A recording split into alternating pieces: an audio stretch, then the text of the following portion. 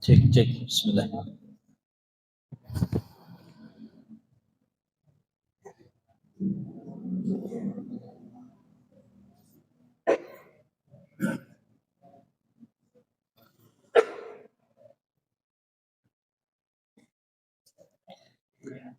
Alhamdulillah alhamdulillahilladzi arsala rasulahu bil huda wa dinil haq liyudhhirahu ala dini kullihi wa kafa billahi syahida.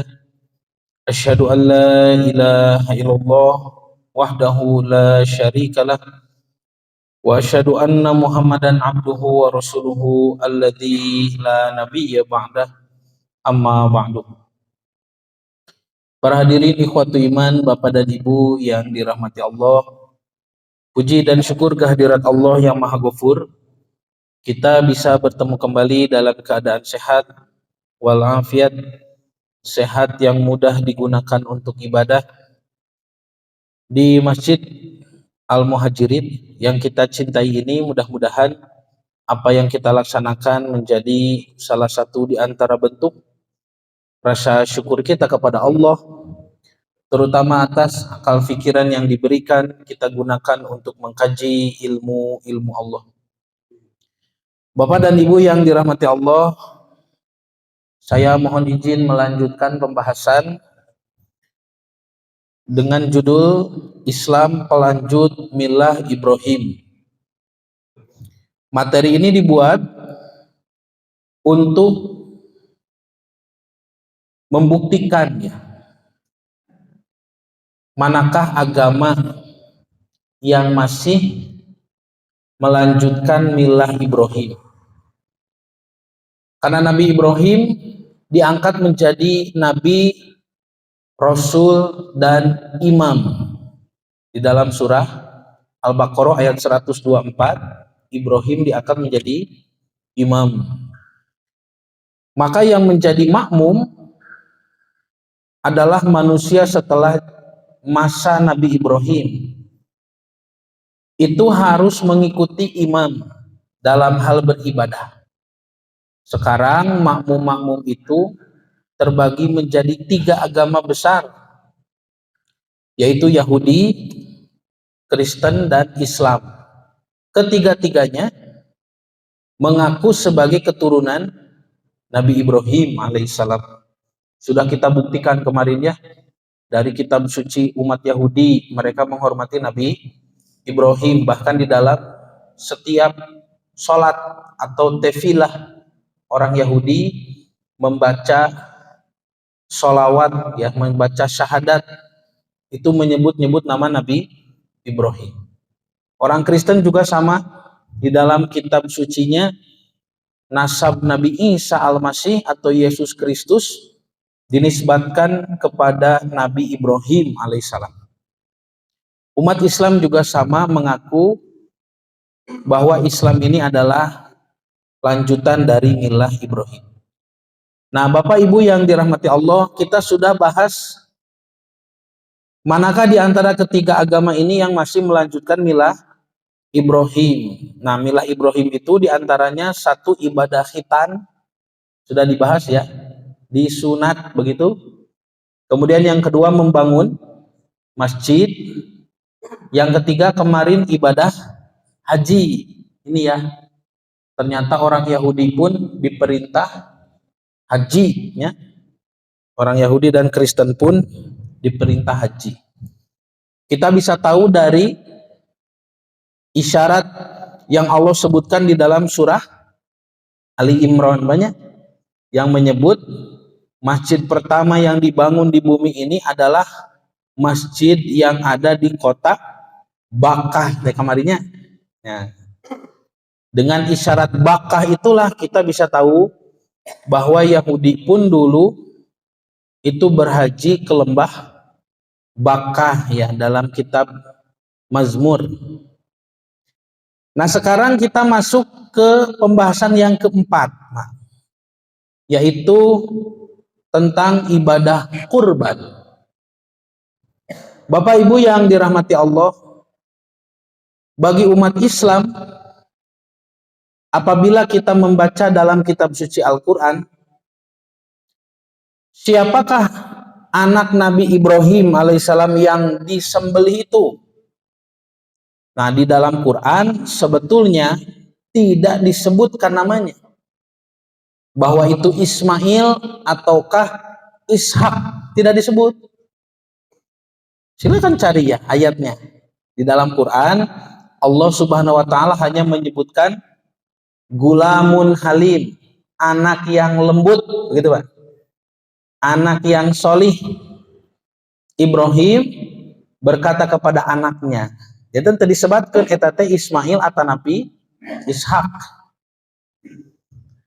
Nah, makanya jangan heran Bapak Ibu, kalau di kalangan para ulama ada yang berpendapat bahwa itu adalah Ishak. Di antaranya adalah Imam At-Tabari. Imam At-Tabari mah kekeh eta nu dipencit teh sanes Ismail tapi Ishak. Tapi para ulama nusanes nyebatkan eta teh Nabi Ismail, menunjukkan bagi umat Islam tidak jadi masalah apakah itu tokoh pengorbanan mau Ismail ataukah Ishak, karena kita menghormati kedua-duanya. Larasnya banyak. Bapak ridho tuh paminu dipencit teh geuning Nabi Ishak. Ridho itu nanaon? Da inti poin nama aya di mana? Aya dina membuktikan imannya Nabi Ibrahim kan? Ibrahim disuruh menyembelih putra, beliau sanggup lulus ujian kan gitu poin nama. Bade Ismail, bade Ishak, dua nanage ku urang dipihormat. Terus Pak, bade Ismail bade Ishak teh janten masalah. Kan engke ku urang kedah dikaji. Kinten-kinten numutkeun Quran yang lebih pas itu Ismail atau Ishak. Ternyata nanti yang lebih pas itu Ismail. Makanya umat Islam di seluruh dunia kalau ditanya siapa putra Ibrahim yang disembelih, jawabannya pasti Ismail gitu Pak. Tapi pami Ishak ridho tuh Pak. Ridho wae urang menantu janten masalah. Terus banyak. Dan Nabi Ishak oge ku urang dihormati.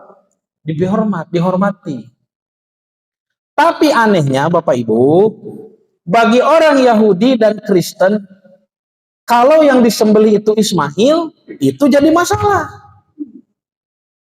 Orang Yahudi tidak ridho sampai kapanpun kalau yang disembelih itu adalah Nabi Ismail, terido.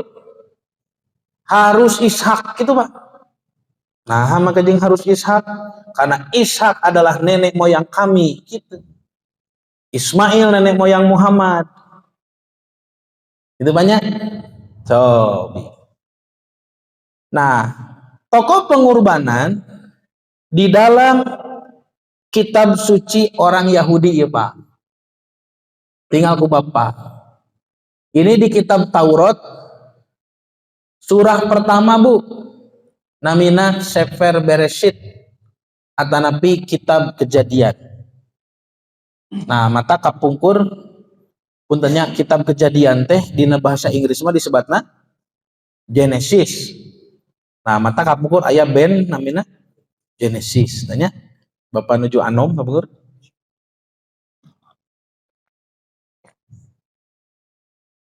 Pasal ke-22 ayat kedua. Mangga Bapak Ibu diaos. Sasarangan. Nah, da ibu mah tos lancar, Pak. Bapak we sok aya tah sok hilapannya. Kumaha Bu? Aosna Bu? Nah. Dibaca menggunakan bahasa Ibrani karena ini sepupunya bahasa Arab sama rumpun bahasa Timur Tengah bahasa Semit. Dibaca dari sebelah kanan dari sini. Ini bacaannya Faye Omer dan berfirman. Saha nu berfirman? Allah cenah kasaha ka Nabi Ibrahim. Kahna et binha, ambillah anakmu itu, et yhidiha, yang satu-satunya itu, yang tunggal, asher ahabta, yang engkau cintai, et Yitzhak, yakni Ishak. Oh, di dieu mah aya seratan yakni Ishak itu Bu, sanes Ismailnya yang ada di pencit teh. Waleh leha el Eretz Hamoriyah, dan ambillah dia ke bukit atau ke tanah Eretz, bumi ya, tanah Moriyah. Gunung Moriyah teh nu aya komplek Al Quds, Al Aqsa. Jantan di mana Pak Gunung Moriyah teh? Di Palestina, di Yerusalem. Jadi tokoh pengorbanannya Ishak, lokasi pengorbanannya pun di Yerusalem. Kalau keyakinan Bapak Ibu sebagai umat Islam, yang disembelih adalah Nabi Ismail, penyembelihannya di mana? Di Mekah, gitu Pak. Tanya. Tokohna benten, tempat nage benten.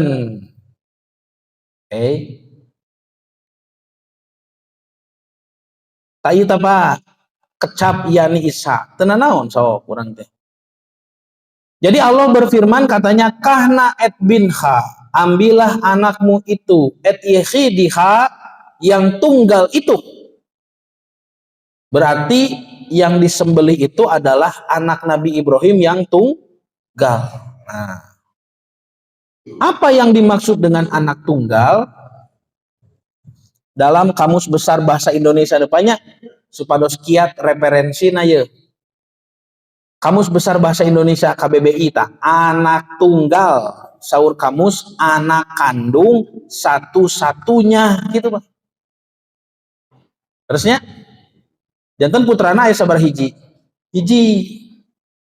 Dengan kata lain, cuma ada satu anak saat itu. Maka kalau bapak ibu yang putranya banyak, satu-satunya yang berpeluang menjadi anak tunggal adalah anak sulung, budak cikal. Betul?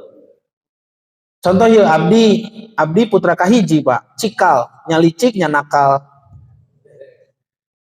Adik saya lahir 5 tahun kemudian. Saya lahir 89, adik saya lahir 95, ya 6 tahun lah. Maka saya punya masa-masa sebagai anak tunggal selama 6 tahun. Kada sulung, kada cikal, itu anak tunggal mah.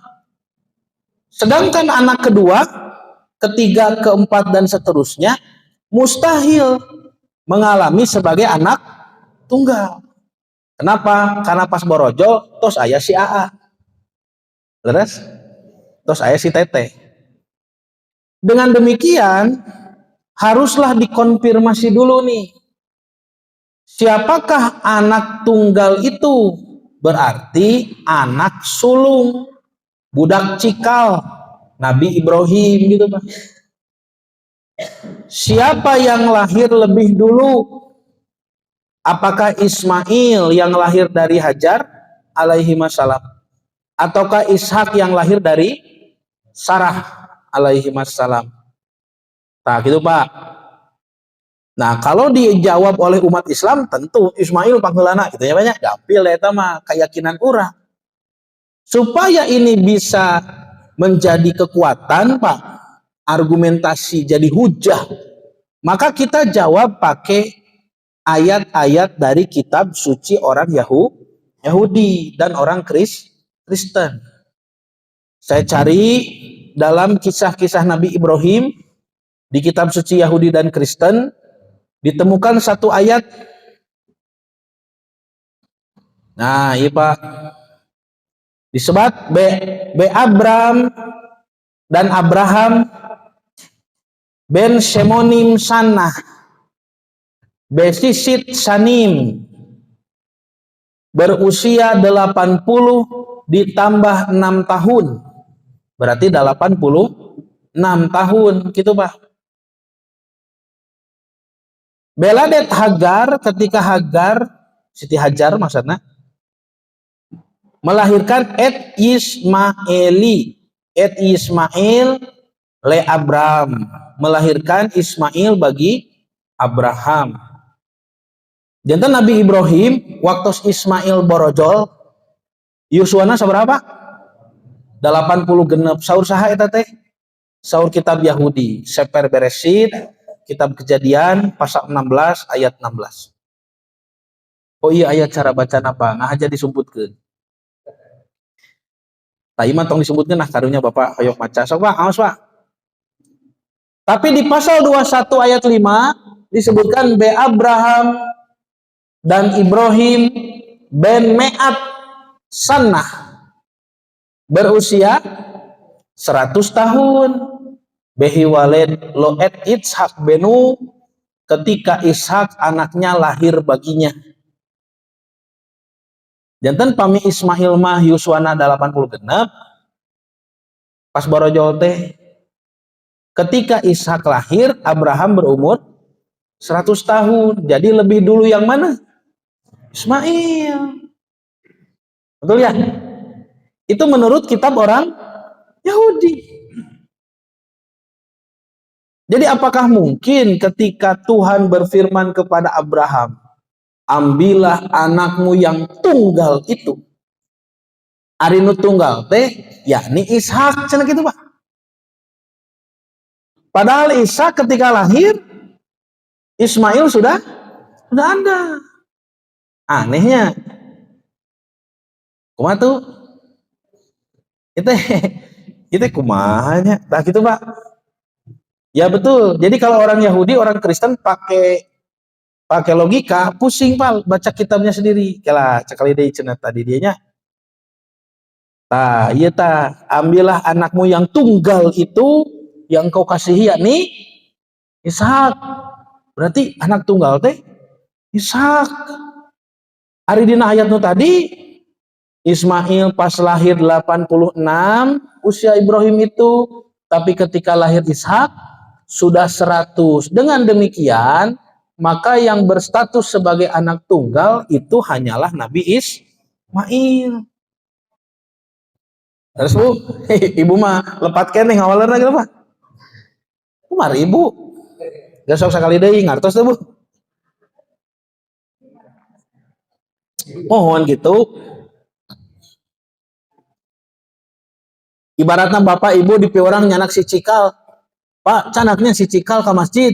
Bapak tuh nyanak putra kedua. Kan liurnya. Itu kemana si anak tak itu. Jadi ketika Nabi Ishak disebutkan di dalam ayat kurban tadi sebagai anak tunggal mustahil. Karena Ishak lahir setelah Ismail. Terus Pak, berarti ku urang diajengkeun argumentasinya kayak Yahudinya. Di punten di gitu tah. Dengartos ya Bapak. Ari parentah teh anak tunggal, ari anak tunggal teh anak cikal, ari nu cikal teh Ismail pan eta teh saur kitab Yahudi. Nah, hadina ayat pengorbanan ayat kecap yakni Ishak. Bapak teu ngartos kitu tah Pak. Sok bade ditelepon ayeuna. Yahudina tangke orang Yahudi ngawalerna kumaha cing Pak Bu? Pamiku bapak ibu ditaros gitunya. Ngawalerna teh bakal kieu tah. Argumen balasan dari orang Yahudi, biasanya orang Yahudi, orang Kristen menjawab yang dimaksud anak tunggal itu Ishak Pak. Nah, da Ishak mah anak yang dijanjikan. Ismail mah bukan anak yang dijanjikan. Ismail mah putra Hajar, Hajar mah budak gitu Pak. Ishaklah satu-satunya putra Ibrahim yang sah, yang lahir dari perut istri Nabi Ibrahim yang sah, Siti Sarah. Kitu ngawalarna teh. Orang Yahudi akan menjawab bahwa Nabi Ishak satu-satunya putra Nabi Ibrahim gitu Pak. Ismail ge cenah budak Ibrahim tapi dati budak. Matak bapak ibu ulah aneh. Upami dina buku-buku sejarah murang kali urangnya pami ngisahkeun para nabi Jawa ayat kisah Nabi Ibrahim di hadiahan Siti Hajar. Pasti di buku-buku sejarah disebut Hajar budak hitam dari Mesir gitu Pak. Yes? Cobi. Padahal saya bisa membuktikan bahwa Siti Hajar bukan budak. Itu kita bisa kutip dari kitab-kitab sejarah ulama Islam dan juga kitab-kitab ulama Yahudi. Akur Pak. Dua-duanya menyebut Siti Hajar teh binta payeha. Naon disebut nanti salah satu putri Raja Mesir. Cuma ketika dihadiahkan kepada Ibrahim, tahu Bapak Ibu kenapa dihadiahkan?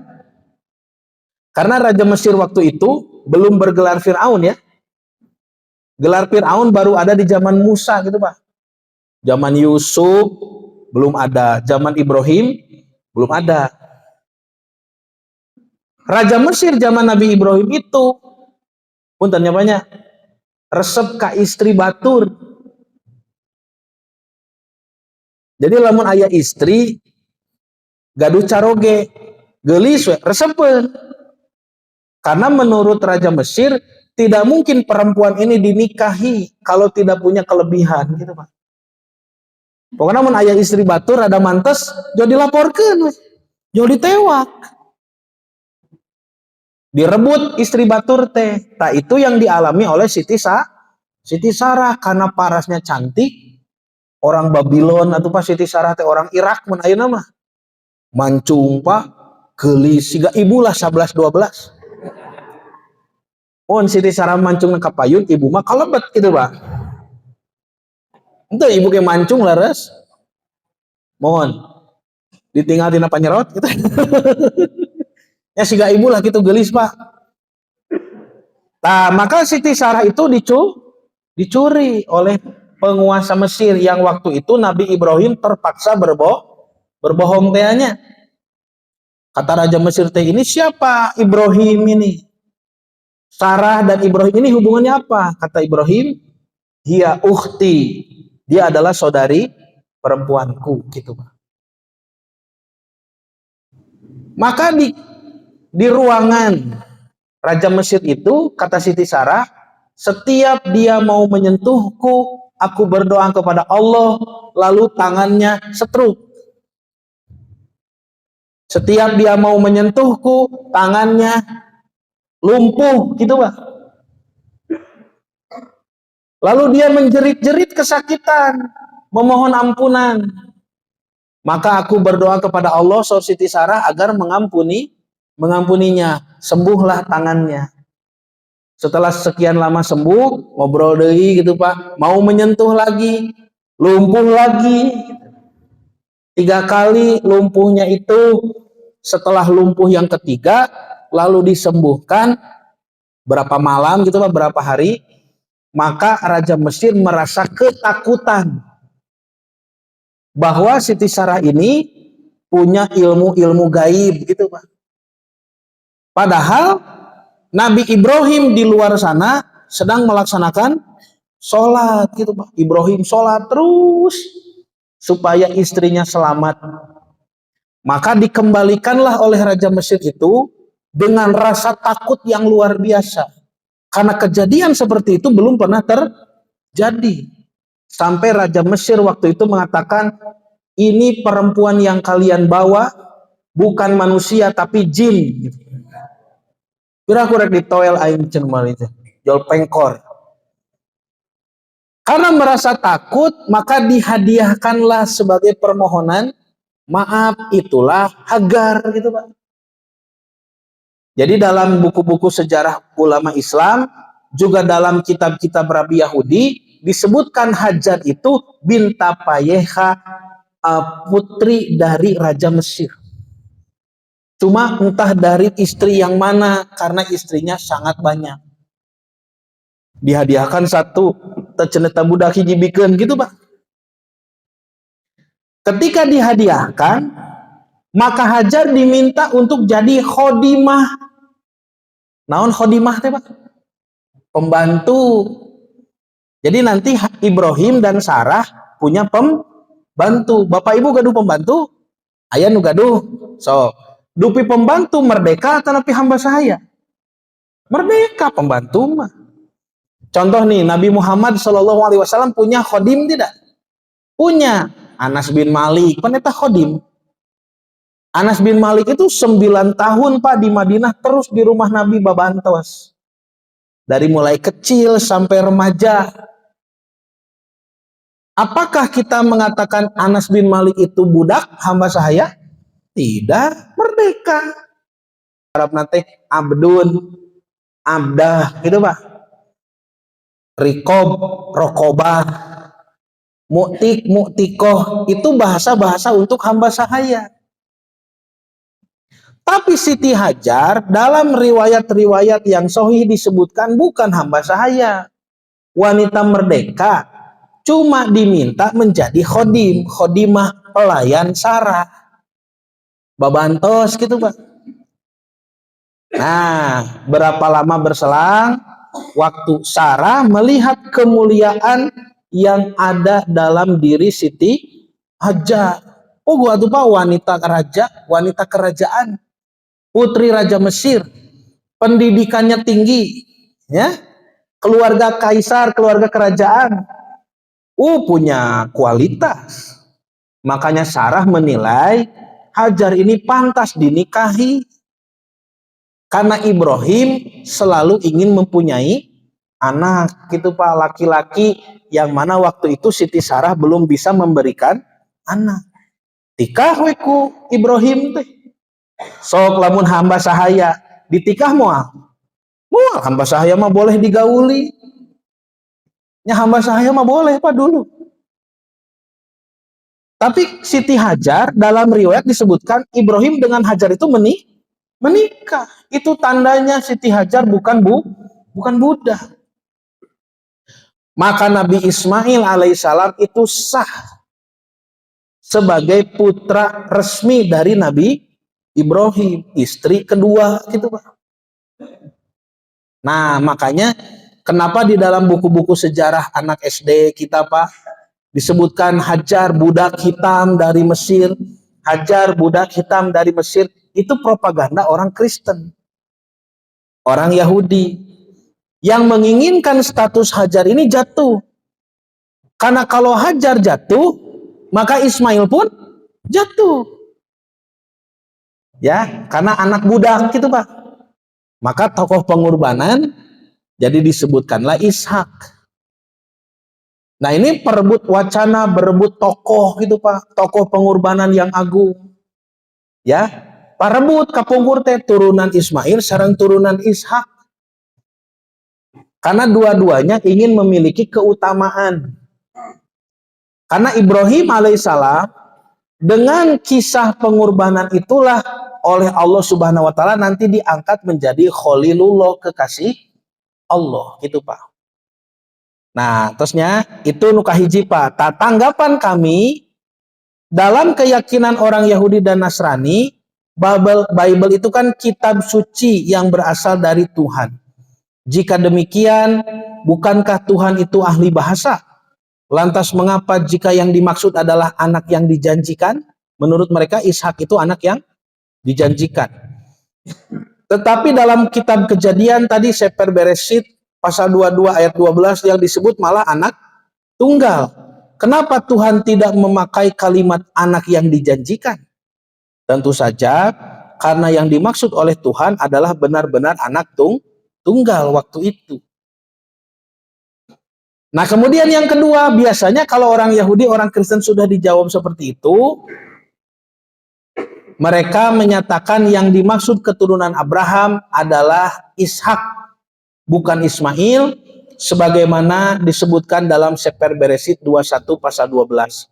Tetapi Allah berfirman kepada Abraham, janganlah sebal hatimu karena hal anak dan budakmu itu. Tunya Siti Hajar disebut budak dina kitab orang Yahudi. Dalam segala yang dikatakan Sarah kepadamu, haruslah engkau mendengarkannya, sebab yang akan disebut keturunanmu ialah yang berasal dari Ishak. Tuh, gitu Pak. Tentunya. Nah, Tanggapan kami, pertama, kitab Kejadian yang barusan itu diawali oleh rasa kekhawatiran Sarah tentang hak waris. Ayat tersebut hanya menunjukkan bahwa Sarah tidak menginginkan Ismail menjadi ahli waris Nabi Ibrahim. Meskipun bisa saja hal ini mengandung unsur subjektif dari penulis Bible, penulis kitab Yahudi. Karena kita umat Islam tidak percaya bahwa Siti Sarah yang solehah bersikap seperti itu. Terusnya, nah, makanya di dalam ayat mereka, Sarah itu seperti galak gitu Pak, ka Siti Hajar teh. Padahal di Quran Siti Sarah dikisahkannya nampi tamu sareng Nabi Ibrahimnya dipuji ku Allah.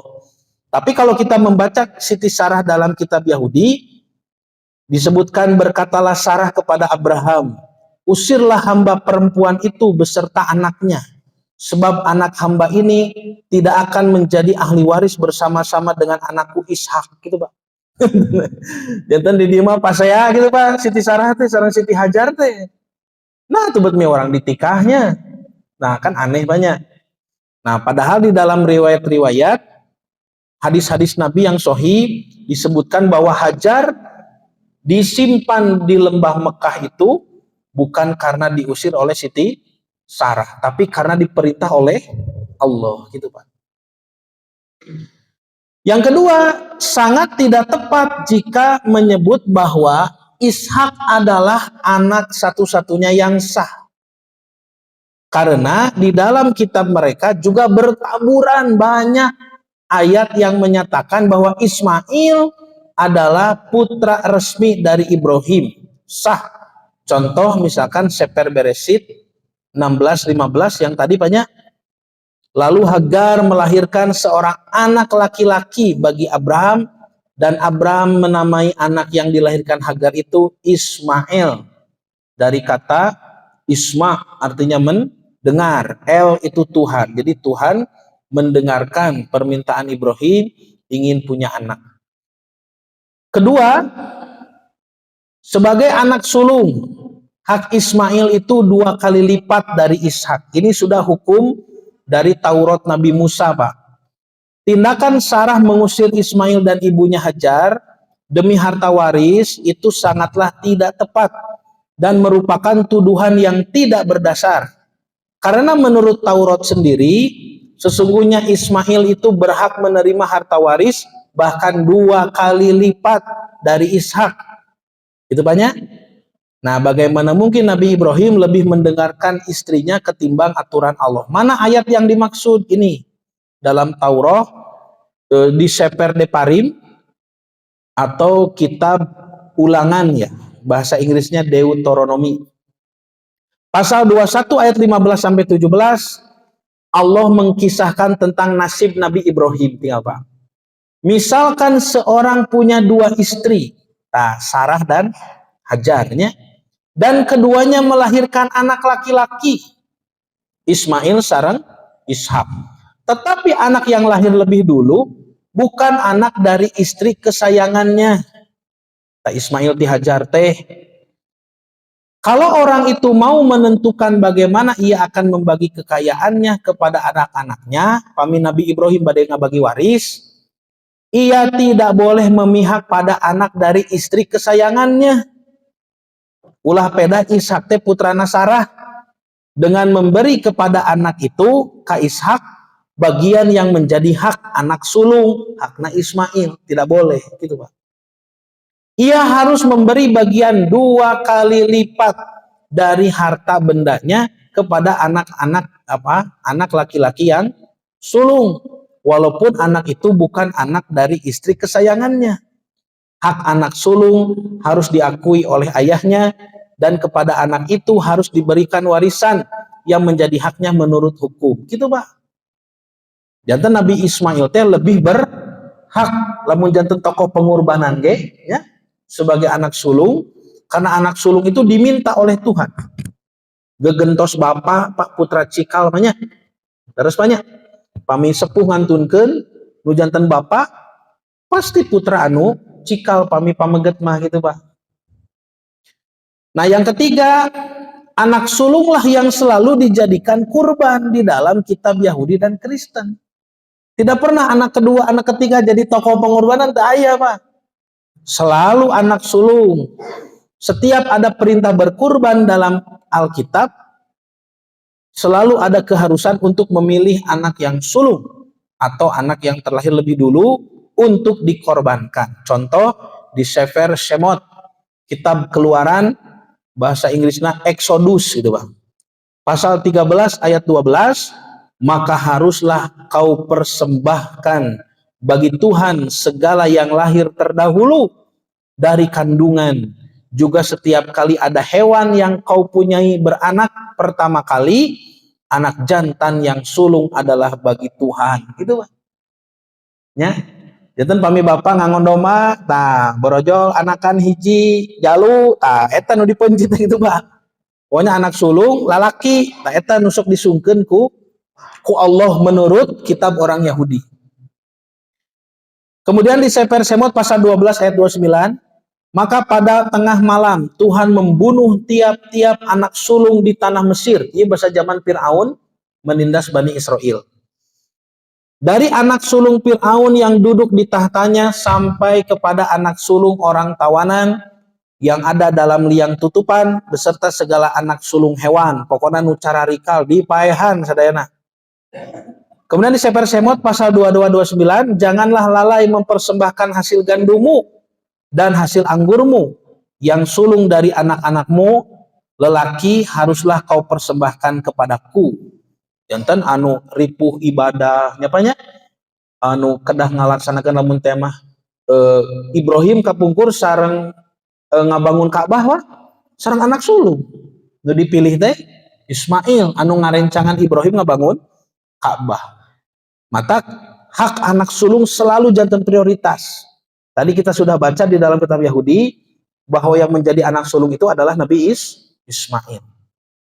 Keempat, Ibrahim saat itu tinggal bersama Ismail dan Hajar, bukan dengan Ishak dan Sarah. Jadi kalau tokoh pengorbanannya Ishak dipencitna di Gunung Moriah, asa kirang pas gitu Pak. Margi waktu perintah eta sumping dan Nabi Ibrahim teu aya di Palestina, tapi nuju linggih di Mekah.